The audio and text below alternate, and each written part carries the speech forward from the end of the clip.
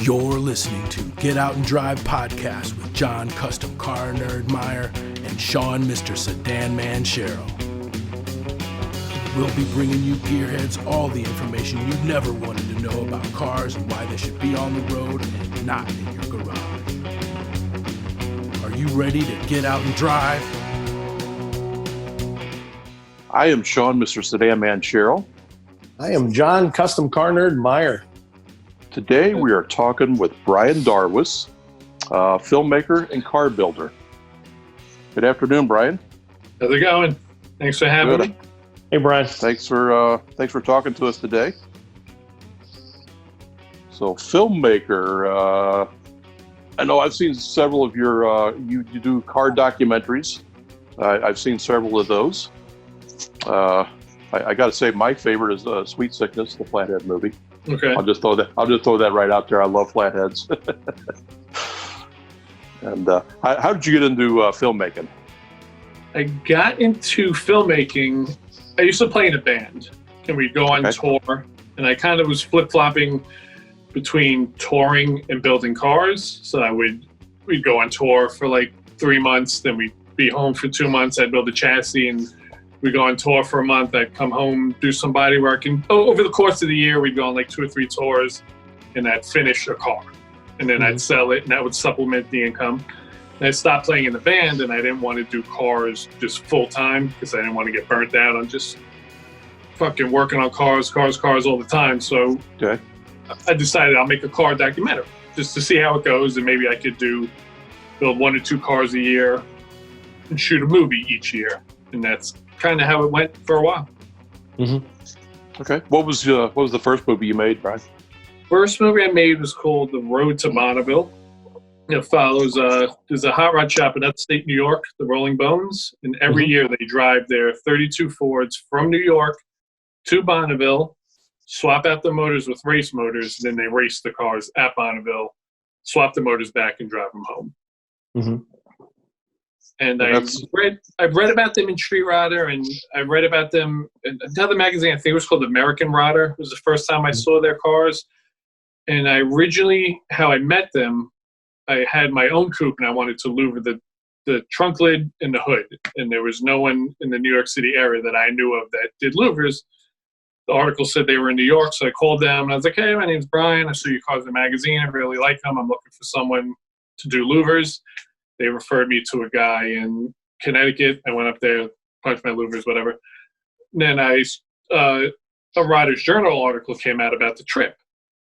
And there was some talk about, they didn't really drive the cars. It was just a photo ops. They were trailing them and just taking pictures. I was like, no, this dudes definitely drove the cars. You know, I spoke to them. I know them. And I kept hearing people saying that. So I called them back, and I was like, can I film one of your trips? They were like, yeah, totally. And the first thing they were doing prior to Bonneville, there was a track in Maxton, North Carolina. There was a mile on like an abandoned airport strip. It's called the Maxton Mile. And they were going out there to test their cars. And they said, yeah, if you want to film our trip, this is the perfect place to start. Just come out, film us like just testing the new motor and whatever. And so I flew out to North Carolina, filmed them, and then a month later we went to Bonneville. Wow. And that's quite a drive for them to get out to Bonneville. How many miles is that? From New York State to Wendover, Utah is 2,300 miles. Wow. That's quite a haul in any car, and particularly in the cars they build. I mean, they're. My back hurts in a brand new car doing that. So I give a lot of credit for just making the drive, much like swapping the motors in the cars and then driving home. So yeah, they definitely put their work in. Wow, that's cool. I mean, there's logistically, I understand that's an issue, but doing it in a vintage car that looks like a vintage car that's built with vintage parts and things, it's just like your motorcycle movie. That's incredible. Yeah, that was definitely, if you like watching people break down and fixing stuff to get it back on the road, white knuckles, definitely something you want to watch. Yes. Those dudes, they went to any length to keep those bikes on the roads, and those bikes single speed, single cylinder, top speed on those motors. If they got those bikes up to 40 miles an hour, they were flying. And that was like considered like, holy shit, he's doing 40, you know, like that. Downhill with a good tailwind. Yeah, that was all pre-1916 motorcycles. Wow. So, I watched that movie a couple of times, and it just boggled my mind that Jersey John would ride his bike and then make a connecting rod overnight in the back of his van and get the car back or get the bike back together and hop back on it and ride the next day. Well, he kept bending the rod for some reason. I guess the rod was just too thin and wasn't. I mean, those bikes were made for 100 years ago. You rode it to the general store up a dirt road 3 miles away, right? Like that's what they were made for. So to try to push that bike across the country, those rods are just bending. And one time, he had trouble, and he was like, I called him on the phone. I was like, John, where are you? He's like, oh, I bent a rod. His girlfriend came with him, and she was following him in a van. He's like, yeah, she's taking me to an auto parts store. So I was like, oh, I'll meet you over there. I drove over there, and he was sitting in the front seat.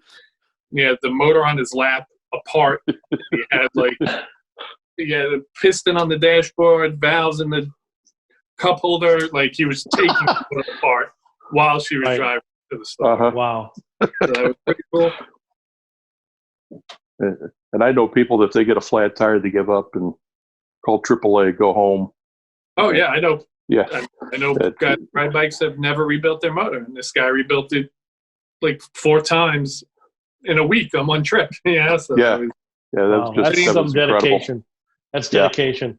Oh yeah, he was getting to the West Coast no matter what. He probably would have walked a motorcycle there. He was getting there with that bike, no matter what. Wow. Yeah, that was cool. Yeah, absolutely ridiculous. So what was next one? So the first movie I ever did was Road to Bonneville. Then I did a movie called The Devil at Your Feet, where I wanted to pick car clubs from each coast that were similar in ideals to kind of show, because there's always the big East Coast versus West Coast thing, and I kind of wanted to show that there really isn't, like it's the same. The car club in Massachusetts is the same as a car club in Burbank, California. Mm-hmm. So friends in the Altar Boys Car Club, I knew them for a long time, and I don't remember how I met the Burbank Choppers. I don't know if I knew them prior to filming that, or if I may have just reached out to them. Listen, I have a club on the East Coast I'm filming. I'm looking for the same type of club, a traditional hot rod and custom club, but on the West Coast. Mm-hmm. And I just went out there. I filmed them for a couple of days. I filmed the Altar Boys on the East Coast. And then I just edited it all together. Yeah. That's pretty cool. I mean, that shows a lot of what is happening in mass now, the patina craze, that type of stuff. And that's a lot of what was happening with that. I see that in the some of the later ones, like the Long Beach and stuff, but Devil at Your Feet, it kind of showed the Altar Boys, and it showed what they did and what they cut up, and they're looking for that profile. They're looking for what the car looks like and everything. And it's just, it's amazing to see the history and that stuff that they're trying to replicate, or history that they're rebuilding. Yeah, I think all this stuff, and I feel the same way with a lot of stuff too. I'll find they have a headlight that has original paint on it. It's not in the best shape, but there's a part of me that doesn't want it. I want that original paint on it. Even though it's bad, there's a little bit of rust coming through, or it's a little, it's chipped or whatever. Like there's part of me that just can't bring myself to refinish it, and remove that paint forever.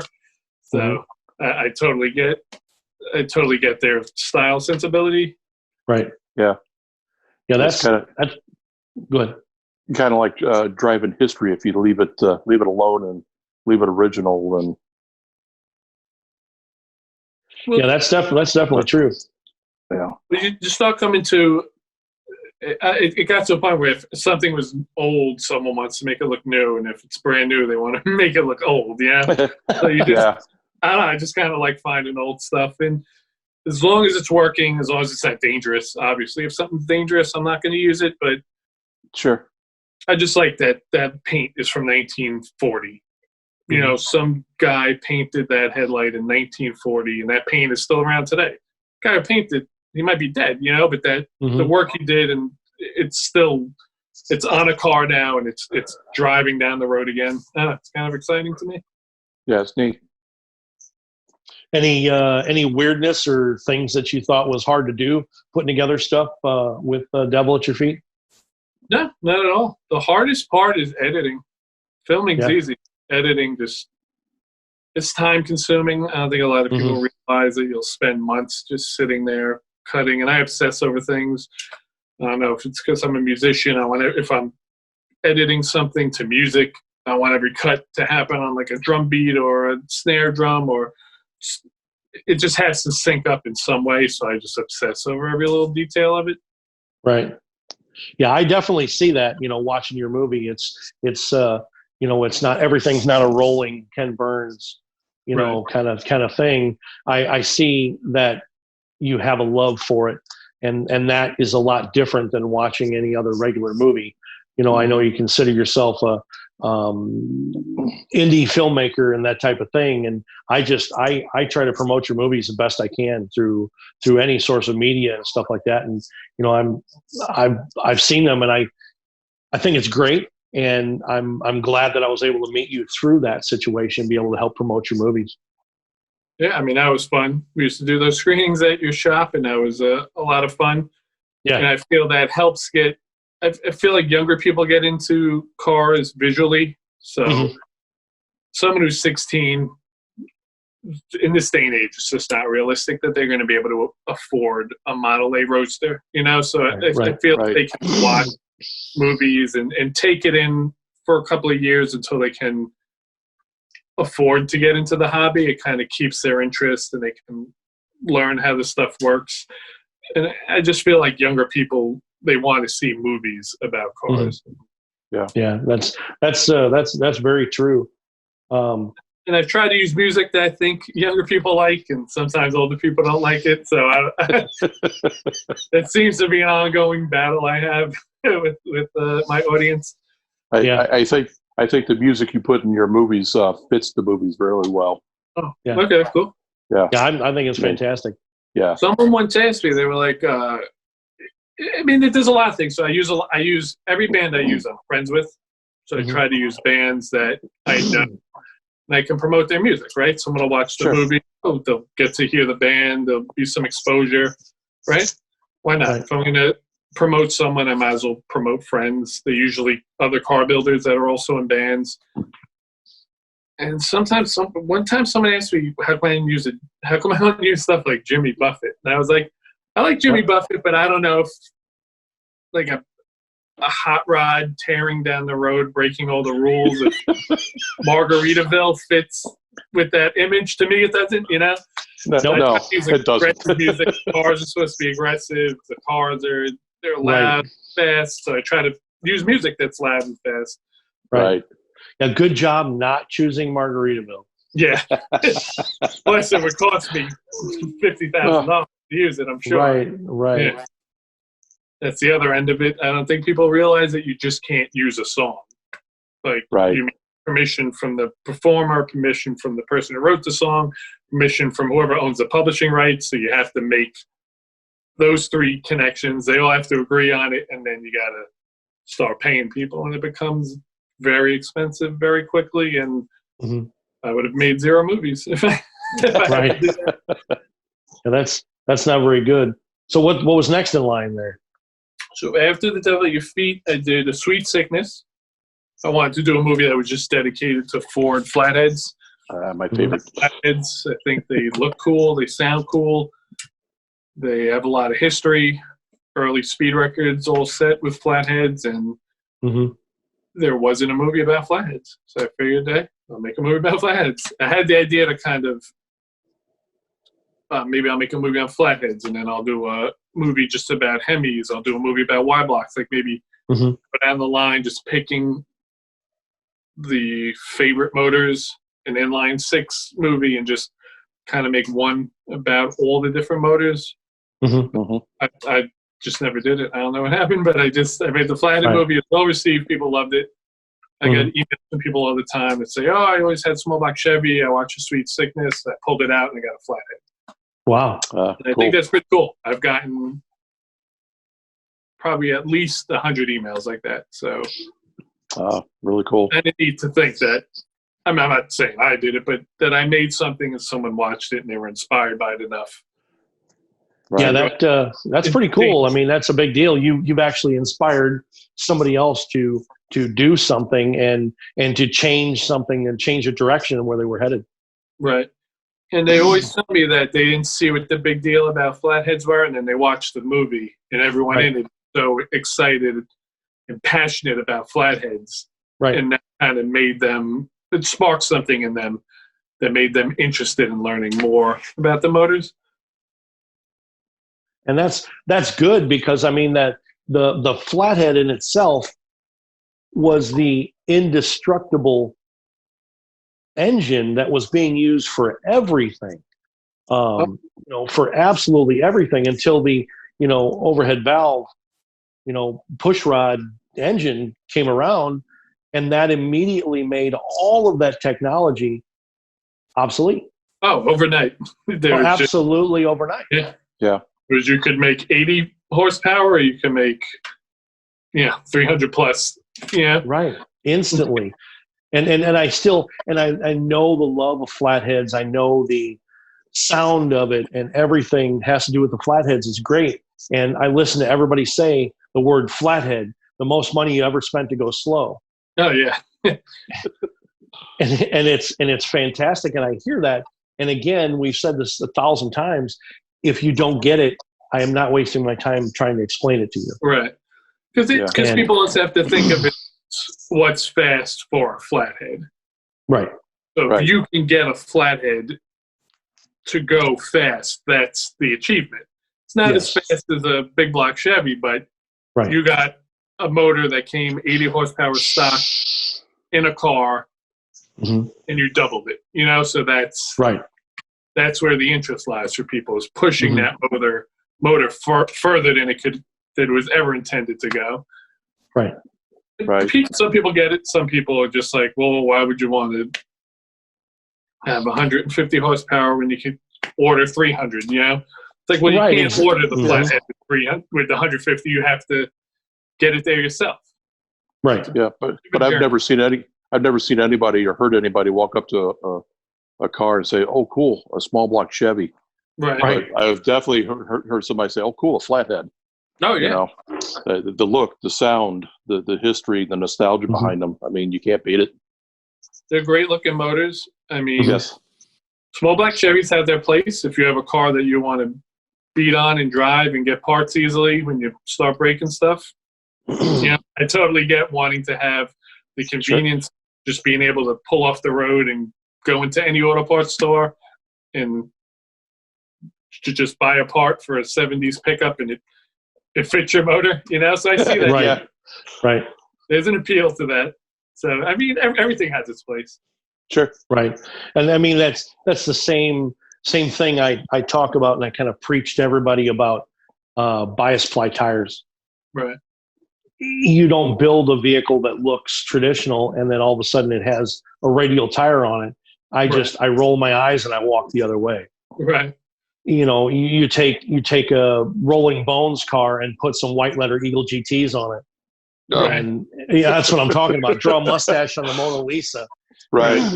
That type of thing. And I think it's terrible. And again, if people don't get it, I don't have time for you. And people say, well, I'm going to drive my car around and bias ply tires and it's going to turn and it's going to make noise. Well, slow down. I've had to explain that to customers. I drive my car with bias ply tires around New York City, and it's fine. So I feel if I could drive it around Manhattan, if I could rip through Times Square, if I could go over the fucking Brooklyn Bridge with bias ply tires without a problem, I think you can drive them anywhere. Right. Yeah. I got into a really long conversation. I don't remember if Shawn was there or not, about a guy told me that I can't run radials on an early vehicle that has needle bearing bearings in it. Right. And he just got into this long, like my brain hurt, this long mechanical thing about I had to change my car over to ball bearings if I wanted to put radial tires on it, and the forces and everything and this and that. And all I heard was, Right. I said, stop. And that was his whole point about cars that had original radial tires or bias ply tires had to have them. Right. And you couldn't put radials on those cars. And the cars that had radial tires could not get bias ply tires. And during that transition period, I'm like, oh, you lost me. Right.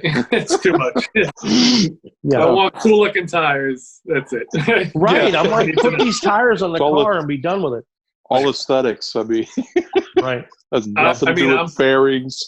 Yeah, Right. I'm form over function, you know.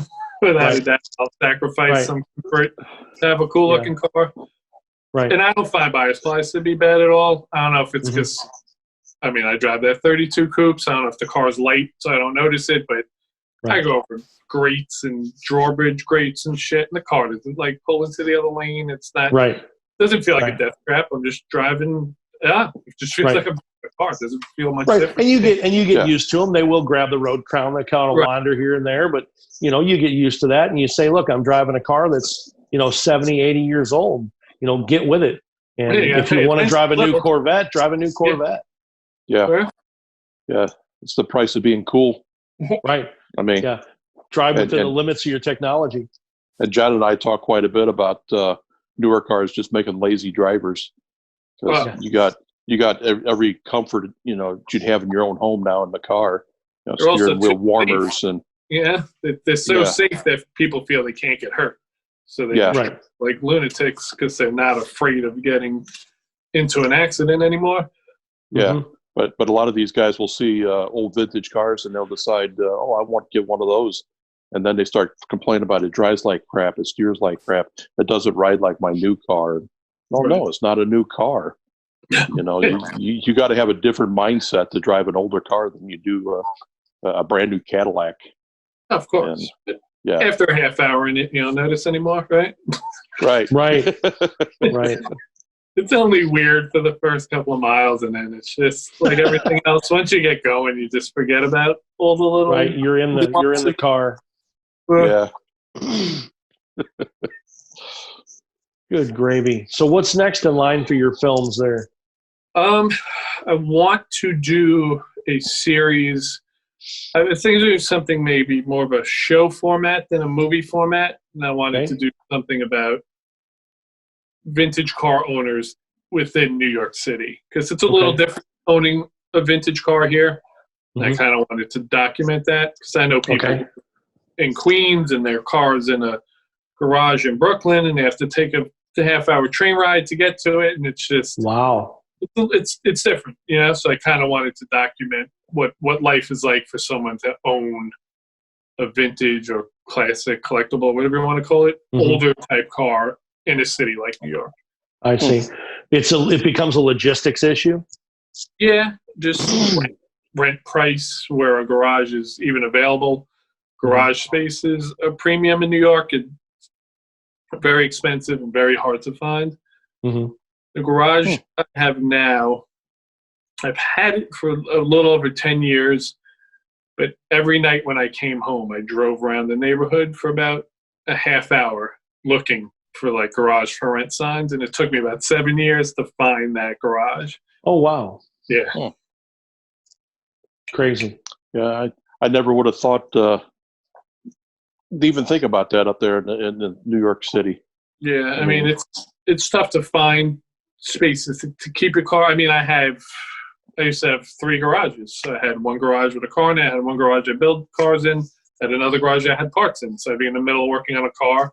I need this part. I got to get my other car, drive over to my garage. It's 15 minutes away, get the part, come back. So that was another issue with it. Driving. The roads are very congested here. I learned to drive in New York, so I guess we definitely have our own driving style that I'm used to, but it's an interesting place to own an older car. Yeah. Yeah, I never thought about all that stuff. No. And it might be cool to document it. You know, people from other places might want to see, because when you think of a hot rod, you don't think of New York City. No. You know, even other makes of cars. If you think like a vintage Porsche Spider, you don't think of Queens, New York, you know, but these cars are here. And I just kind of want to show those cars to the rest of the world if they're interested in watching it. Give a little spotlight, sure. Yeah. Yeah. We'll definitely talk about, and I know it's not automotive. Talk about Get My Gun. Get My Gun. That was the first narrative feature film I made. So every other film I made was a documentary, which is fun. And I started reaching a point like I just thought, how many car documentaries am I going to make? You know, I made 6 of them. Right. Can I keep making them? Will people keep watching them? I have no control over anything. I'm just kind of filming what happens, and then I create the story while I'm editing it. I was like, I'll try my hand at writing a movie, and it was just a whole other world, and it was a lot. I don't know if it was harder or just different, because there's so many people involved. Since everything is fiction, you need permission for everything. So if someone's driving a Ford down the street, I need permission from Ford to show the logo. If someone's buying a box of cornflakes, I need permission from Kellogg's to show the cornflakes. So there's a lot of preparation and covering all the bases. And you need permission, you need locations to film, and you shoot a scene. Like if you shoot a documentary, you're interviewing people, you're filming what's happening as it happens.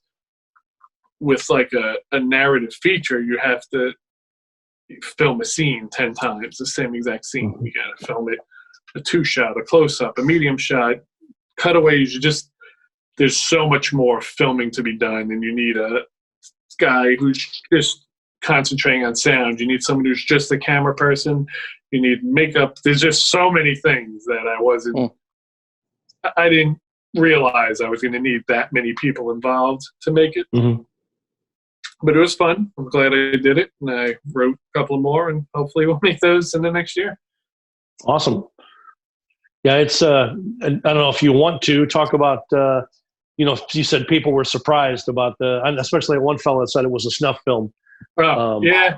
But any of the other things you had that you made a film that was too good and people couldn't believe it. Well, we didn't get any permits. So to film in New York City, the 5 boroughs of New York City, you don't need a permit as long as you're not command and control of the area. So you can't go out and say, you can't walk by here, you can't drive here, you can't close off streets, you can't make tables. Those are like the 2 big major things that you can't do.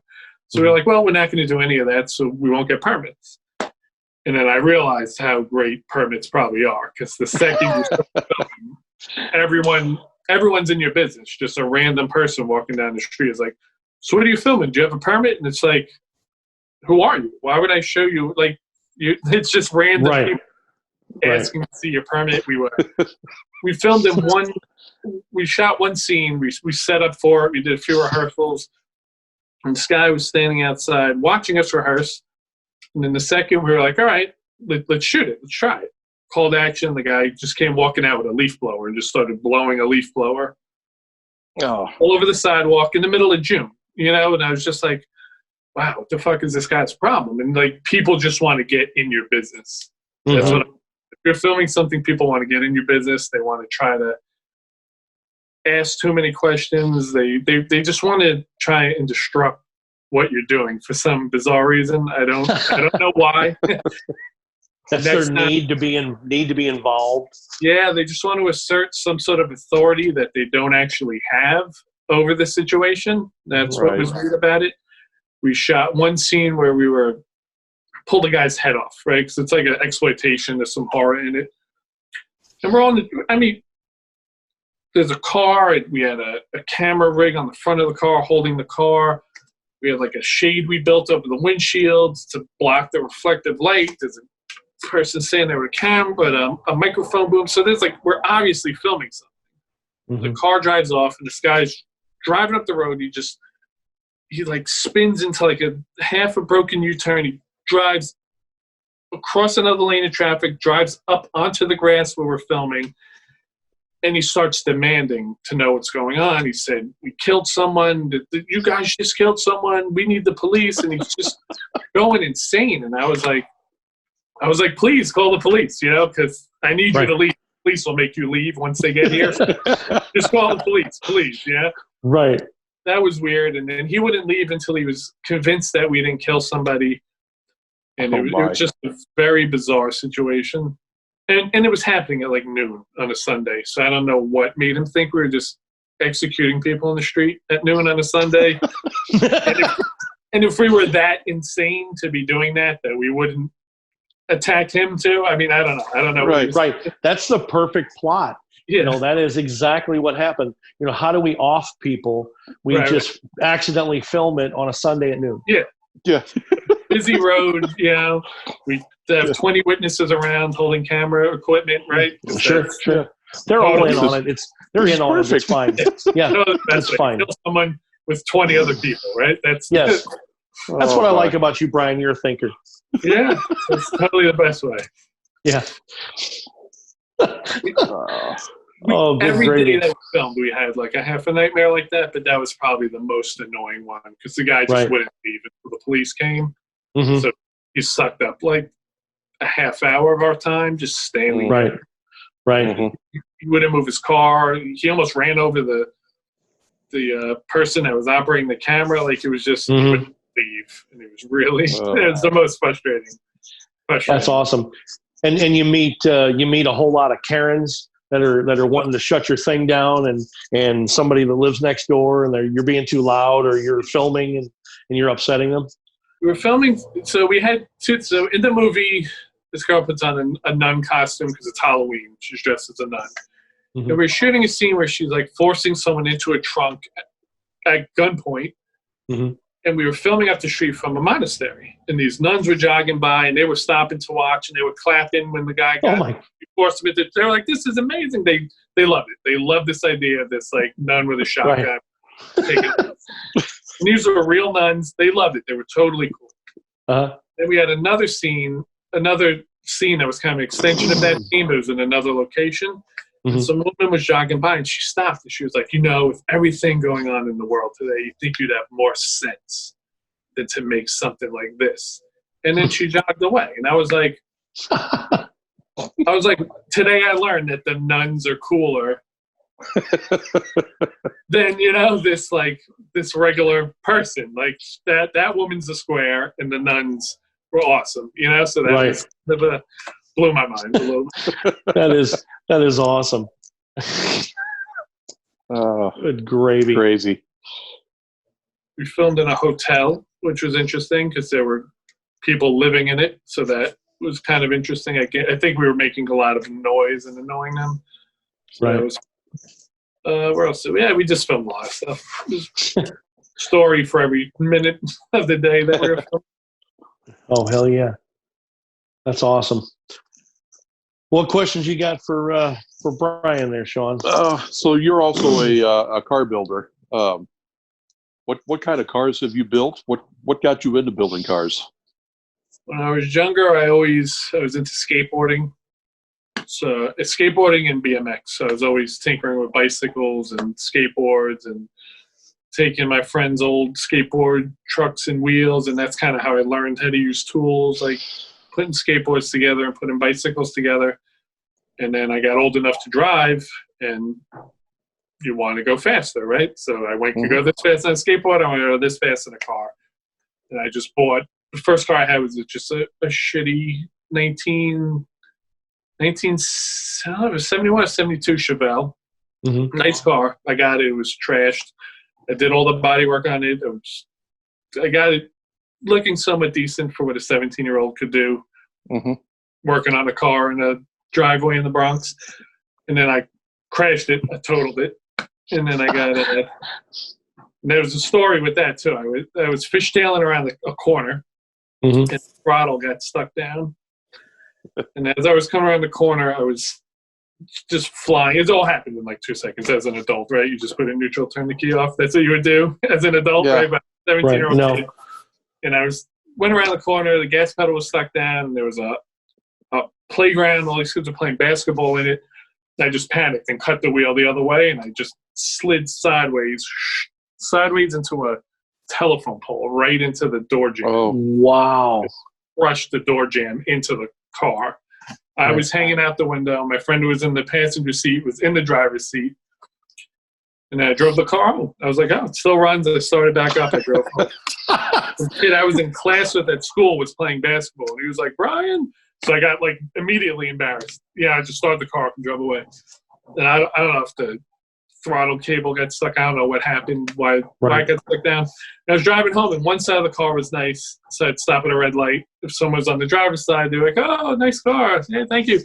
And then someone pulled up the passenger side. They're like, nice project you're bringing home. Yeah, so there was, and that was, the car was just trash beyond what I was capable of fixing at the time, because the door, it was hit on the door jamb. And at 17, could not pull the body out and straighten it out. No. Fix all that shit. So I just parted the car out. And then I got 66 Le Mans, did all the body work on that car. Some junkie guy in the neighborhood had the car, had the motor rebuilt, then was broke and needed money. He just needed money now. I need money right now. So I bought the car really cheap, did all the body work. I was driving that car, and I got to an intersection. Someone was coming towards me, waiting to make the left, and they got impatient. And when I was like almost in the intersection, they floored it to make the left. Oh. Floored it head on into my car. Wow. It was just an off-duty cop. He was he was in the car. He was with a pregnant woman who had 2 coffees. The coffees went all over her face. She was in the car screaming. She got burned by the coffees. It's this whole scene. They wouldn't give me a police report because the other guy was a cop. It was this whole thing in that car. The frame was bent. Yeah. I took the motor out of that car and I built a 29 Roadster. Now we're talking. Start going backwards. Somewhere in there I had a 52 Willys. Arrow wing, kind of looks like a shoebox Ford, but it's like a small car. As the first, that's when I found out that unibody cars existed, because I was young. I had no idea that there were cars with chassis, cars with unibody. You now have Shawn's attention. Yes, so I have a 52 Willys Arrow Lark. Okay, so it's probably the same car. I had the arrow wing. Same thing. Just a different trim level. Like 6 inches. I lowered it, which was a nightmare because it was unibody. I built like a subframe for the back half of the car, welded it in there, put a Chevy straight 6 into it. I just cobbled all this stuff together. I drove it around for a while, and I loved it because no one else had that car. You go to car shows, no one has a 52 Willys. I had that for a while. I got bored with it. I just wanted to do something else. I sold it, and then I bought a shoebox. I had a shoebox that I airbagged. Like a 1950 Ford shoebox. But somehow I got into building a 29 Roadster, and I took the motor out of the 66 Pontiac and put it in the Roadster. And that car I built in my parents' basement, because I didn't have a garage at the time, so I assembled this entire car in my parents' basement. Then when I took it apart to do the finishing, to paint it, I took each part outside and reassembled it, painted it. So that's how I built it. Wow. I drove that car for a couple of years, and I just started building other Roadsters. And then I probably built 10, 32 Roadsters. I just kept building them because I was building them to sell them, because they were easier to sell. People want them. There's no roof, so there's half the body work, So I just kind of got into building Roadsters. And then I found my coupe. And my coupe right now has the 66 Pontiac motor from that Le Mans. It's in my coupe. Oh, so wow. Okay. 3 or 4 cars. The motor never overheated. It's never, like, I've never had any trouble with this motor. And I just kept moving between the cars that I was keeping to drive around. Sure. That's the motor I have today. Oh, very cool. That's awesome. That is awesome. So that's kind of, I'm sure there's many more stories in there. Accidents and weird shit happening, but that's kind of how I went from muscle cars. Every car I bought just seemed to be older and older. Right. So I started 70s, 60s, 50s. I skipped the 40s. I never got into 40s cars. I don't know if it's just because I couldn't find them where I lived. And then I got into like the 20s and 30s. And then somehow I wound up with a 32 coupe. And I've always liked going fast and just doing stuff that's hard. For some reason, I want to do stuff that's hard to do. So I got into skateboarding early. And skateboarding, and a lot of people look at it as just like a stupid kid running around on a skateboard, but skateboarding is really complex. There's so many tricks. There's so much coordination involved. There's a big, if you don't succeed, try again. You start to learn that because say you're going to grind a handrail or whatever, you'll fall the first 10 times and you learn to just keep going at it until you land it once, so with every trick is like that. So if you're gonna I don't know, do a front side flip to a board slide down a fucking stair rail, like it's gonna take you 10 tries to do it. Even the best skater in the world, like it's gonna take 10 tries. So you start learning how to just stick with something and see it through to the end. And then with cars, I like the idea of taking something that's out of service that no one wants and putting it back into service again. So there's a car that was just left for dead, a 32 Ford. No one wanted it. I got it. Now it's on the road again. It's almost 100 years later. Brought back, and now I'm driving it on the road again. And to me, that's cool to take stuff that had its day, was made, served someone well, then people moved on to the next thing and kind of forgot about it, and it just kind of sat there and languished. To find that and put it back into service again is really neat to me. Really appeals to me. Yeah. Cool. So that's what we like to find out on Get Out and Drive is why you like to get out and drive. The feel of the car and things like that. And that's what we try to push. And I'm glad you do too. You're out with a vintage car and you run the living hell out of your car all the time. I drive it if it's not raining or snowing, and if it's above 40 degrees, I only have a windshield, so I don't like to go below 40 degrees. I don't want to black ice or whatever. So if the weather's nice, I'll drive it every day. Drive it to get groceries, just drive it to the movies, just whatever. And I like the, I don't know if primitiveness is the right word, but I like that it's the bare minimum. You take one part off the car, you can't drive it. I like that about the car. It has a kind of a road feel, motorcycle feel, but four wheels. Right. Oh yeah. Yeah. I mean, I feel every bump and every pothole. And in New York, there's a lot of potholes, so there's a bit of a. It's fun to drive because you have to pay attention and you're more connected to the road. You're not just zoning out, eating a hamburger, just cruising up the highway completely oblivious to what's going on. Like you have to be involved in the act of driving the car. The driving experience, it's not triple door seals and lane monitor warnings and all that type of stuff. That takes all the drivers away. That kind of sets on what we were talking about earlier with lazy drivers. It takes everybody out of the experience. Totally. And I think that's it's an event to get in your car and take it somewhere because it's not. Yes. It's more than just transportation. A newer car is because you need to go to the store. An older car is because you need to go to the store, but you want to have a bit of excitement on your way there. So that, for me, that's what it is. Just the whole experience driving the car. Yeah.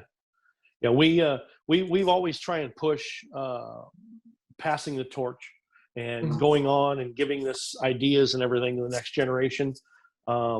What are you doing to, if anything, to promote that? Hopefully younger people see my movies because they use music geared towards younger people, and hopefully it'll resonate with them, and they'll see that these cars are still cool and they're still relevant. I think a lot of younger people feel disconnected from cars because they go to a lot of shows and it's mostly an older crowd, and I think they feel like they don't have much in common with the older crowd. So they try to kind of bridge that gap. I mean, there's nothing wrong with that. You're older. You were born at a different time. That's it. You can't control it. And the older crowd had knowledge. They were there. They were there 60 years ago. They were there 70 years ago. They made all this. The cars I'm recreating that style was invented by the older crowd. So I can respect that, but sometimes I also think younger people feel a little out of place. So I kind of try to use music and just style cues that might appeal to younger people, so they'll want to watch it and get excited about it. Mm-hmm. Sure. And Awesome. if young people express an interest in my car, I let them sit in it. I'll take them for a ride. I'll talk to them to no end. If I find a younger person that wants to get into building cars, I'll give them parts. I'll help them, just whatever they need.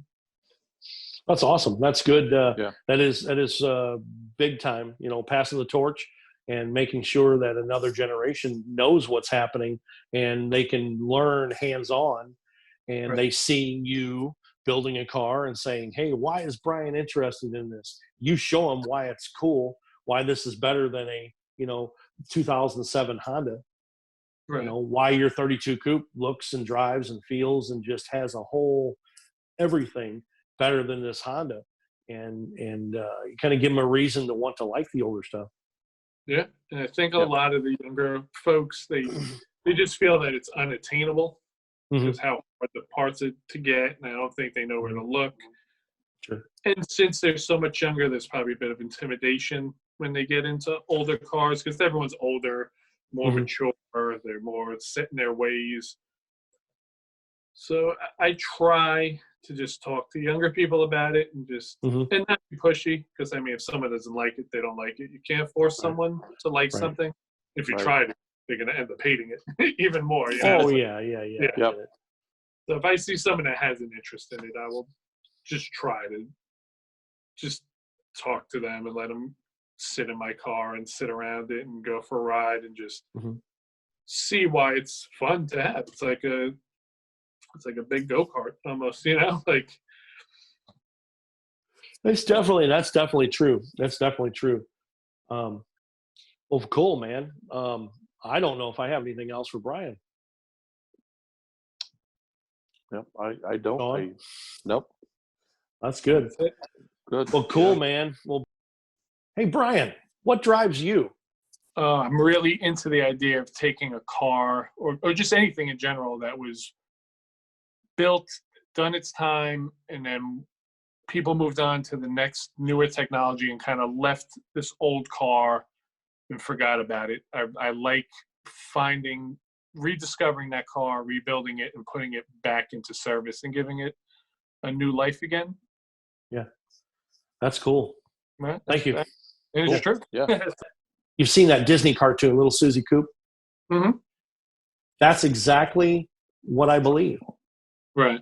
You see something and it's brand new technology, then it gets damaged, and no one does anything with it. They forget about it, and it's in the salvage yard.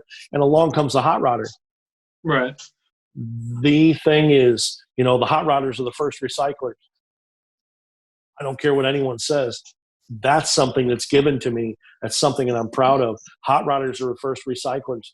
We take things that are no longer useful, and we use our talents to breathe new life into them and make something that's going to be turned into Chinese hammers, and we make it into something better and something that's useful and drivable. Right. Now it's worth more than it ever was, too. Oh, yeah. It's worth, 100 times more than it ever was. And and that's what we like. Yeah, there'd be 1,000 people walk by a rusty hull of a car and just think it's junk, and hot rodders will see it, and a spark will ignite something, and they'll get an idea and bring it back to life.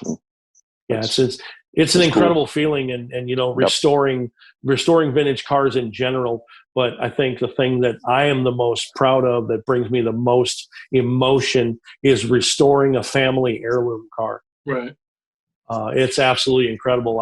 I've done a couple of them in my career, and to see the person who was associated with the car originally, or if that person has passed, the family that was associated with the car during its lifetime or after the fact, seeing the car shiny and new again, it's amazing the powerful amount of energy that is wrapped up in someone when they are now 80 years old and they have not driven the car since the mid 50s or 60s, and they sit behind the steering wheel and they remember what it was like to drive the car.